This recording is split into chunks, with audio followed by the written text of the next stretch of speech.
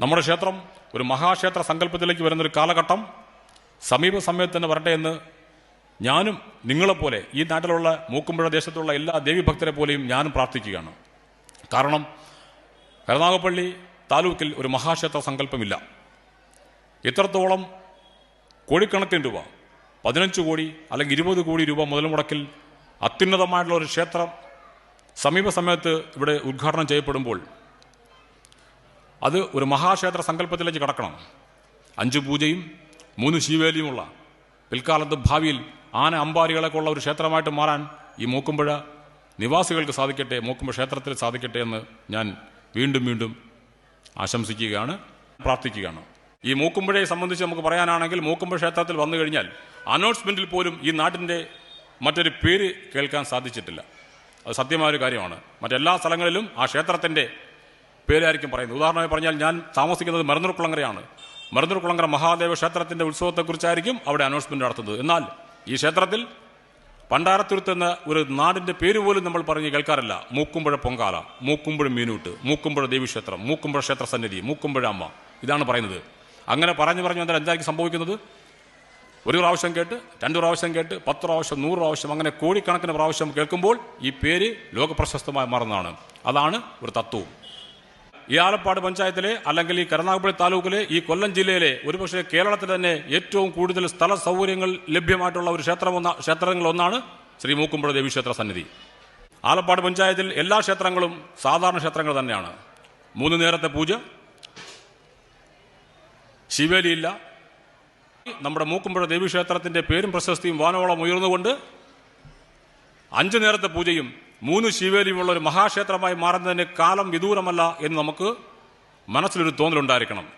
നമ്മുടെ ഈ മൂക്കുമ്പുഴ ദേവീക്ഷേത്രത്തിൻ്റെ പേരും പ്രശസ്തിയും വാനോളം ഉയർന്നു വന്നുകൊണ്ടിരിക്കുന്ന ഈ ഒരു കാലഘട്ടത്തിൽ നിങ്ങൾക്ക് സമീപ സമയത്ത് തന്നെ ഈ നമ്മുടെ മൂക്കുമ്പുഴ ദേവീക്ഷേത്രം ഒരു മഹാക്ഷേത്രമായി മാറാനുള്ള എല്ലാ സാധ്യതകളിലേക്കുമാണ് വില ചൂണ്ടുന്നതെന്ന് നിസ്സംശയം പറയാൻ സാധിക്കുന്നതാണ്. നിങ്ങൾക്ക് ഭാഗ്യസൂത്ര മന്ത്രം ജപിക്കാൻ സാധിക്കുമെങ്കിൽ നിങ്ങൾക്ക് ആ ഭാഗ്യസൂത്രം ജപിച്ചുകൊണ്ട് മൂക്കുമ്പുഴ ദേവിയെ പ്രകീർത്തിക്കാവുന്നതാണ്. ഓം പ്രാതരഗ്നിം പ്രാതരേന്ദ്രം ഹവാമഹേ പ്രാതരമിത്രാവരണ പ്രാതരശ്ന പ്രാതർഭകം ഭൂഷണം ബ്രഹ്മണസ്പതിയും പ്രാത സോമമുദരുദ്രം ഹുവേമ എന്ന് തുടങ്ങുന്ന മന്ത്രം നിങ്ങൾക്ക് ജപിക്കാവുന്നതാണ്. നിങ്ങൾക്ക് ഈ മന്ത്രം ജപിക്കാൻ അറിയത്തില്ല എന്ന് വെക്കുക, നിങ്ങൾ മൂക്കുമ്പുഴ ദേവി മാത്രം വിളിച്ചാൽ മതി. ഒരു മന്ത്രം അറിയണമെന്നില്ല. ആരാണ് മന്ത്രം ജപിക്കേണ്ടത്? നേരത്തെ നമ്മൾ പറഞ്ഞതുപോലെ പ്രാർത്ഥന നടത്തേണ്ടത് ആരാണ്? പ്രാർത്ഥന 2 വിധമാണ്. ആരാധനയുമുണ്ട്, പ്രാർത്ഥനയുമുണ്ട്. ആരാണ് ദേവിയുടെ അല്ലെങ്കിൽ ദേവന്റെ ആൾക്കാർ? അതും 2 തരമാണ്. ഒന്ന് വിശ്വാസി, ഒന്ന് ഉപാസകൻ.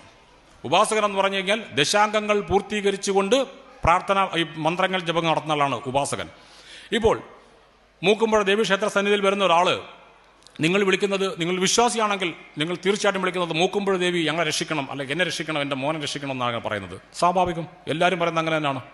പക്ഷേ നിങ്ങൾ ഒരു ഉപാസകനാണെന്നുണ്ടെങ്കിൽ മൂക്കുമ്പുഴ ദേവി ക്ഷേത്ര സന്നിധി വന്നു കഴിഞ്ഞാൽ നിങ്ങൾ ദേവിയെ നോക്കി നിങ്ങൾ ഉപചാരപ്രകാരം നിങ്ങൾ ജപിക്കും. ആ ദേവിയുടെ മന്ത്രം, മൂലമന്ത്രം ജപിക്കും. അതിനു മുമ്പേ പ്രാർത്ഥനാ മന്ത്രം ജപിക്കും. അതിനുശേഷം പ്രാർത്ഥനാ മന്ത്രത്തിന് ശേഷം അതിൻ്റെ ഛന്ദസ് അതൊക്കെ വേണ്ടേ, വൃത്തമൊക്കെ വേണ്ടേ? തെറ്റുകുറ്റങ്ങളൊന്നും വരാൻ പാടില്ലല്ലോ. അതിൻ്റെ ദേവത ആരാണ് ആ മന്ത്രം നിർമ്മിച്ചിരിക്കുന്നതൊക്കെ നമ്മൾ അറിഞ്ഞിരിക്കണ്ടേ? അതൊക്കെ നമ്മൾ ജപിക്കും. അപ്പോൾ ഉപാസകൻ എന്ന് പറയുന്നത് ദശാംഗങ്ങൾ പൂർത്തീകരിച്ച് മന്ത്രജപം നടത്തുന്ന ആളായിരിക്കും ഉപാസകൻ. വ്യത്യസ്തമാണ്.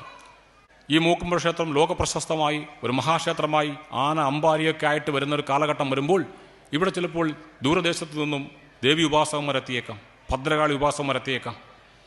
അങ്ങനെ വരുമ്പോൾ നിങ്ങൾ സാധാരണപ്പെട്ട നമ്മുടെ നാട്ടിലെ എല്ലാ ഭക്തജനങ്ങളും കൂടി നിന്ന് മൂക്കുമ്പുഴ ദേവിയെ പ്രകീർത്തിച്ചുകൊണ്ട് നമ്മൾ പ്രാർത്ഥിച്ചുകൊണ്ട് ദീപാരാധന തുടരാൻ നിൽക്കുന്ന സമയത്തായിരിക്കും ഒരു ഉപാസകൻ പിന്നിൽ നിന്നും ഒരു മന്ത്രോച്ചാരണത്താൽ ആ ദേവിയെ പ്രാർത്ഥിക്കുന്നത്.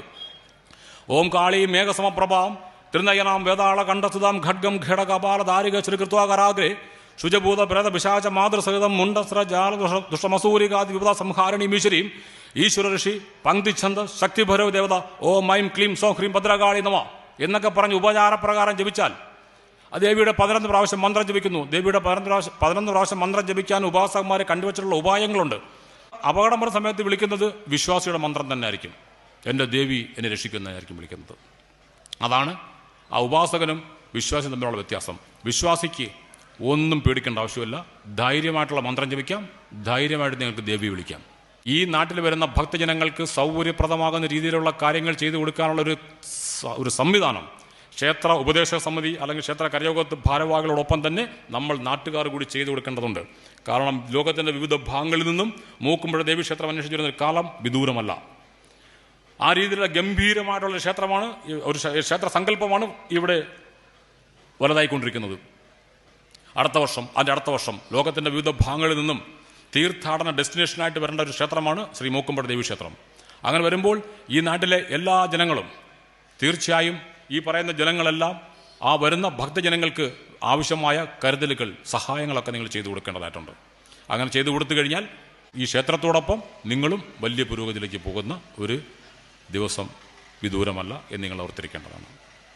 മൂക്കുമ്പുഴ ദേവീക്ഷേത്രത്തിൽ പ്രൗഢഗംഭീരമായിക്കൊണ്ടിരിക്കുന്ന ഏറ്റവും മികച്ച ഒരു ക്ഷേത്രസങ്കല്പം, ക്ഷേത്രം പുനരുദ്ധാരണമൊക്കെ കഴിഞ്ഞ് ഈ ലോകത്തിൻ്റെ മുന്നിൽ തെളിഞ്ഞു നിൽക്കാൻ വേണ്ടിയുള്ള ഒരു പ്രാർത്ഥന കൂടി നടത്തുകയാണ്.